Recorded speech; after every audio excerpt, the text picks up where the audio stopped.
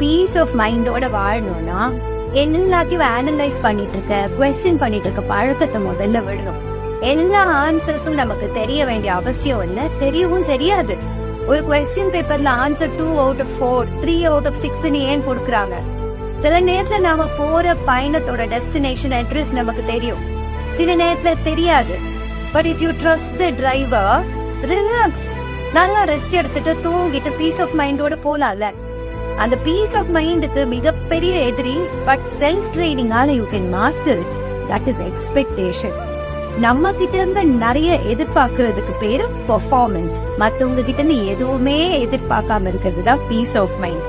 So இத உல்டாவா பண்ணிட்டு இருக்கோம், மாத்தி பண்ணிட்டு இருக்கோம். So performance, peace of mind ரெண்டும் என்னங்கறத புரிஞ்சுக்கிட்டோம் அப்படின்னா we will have a peaceful, successful life.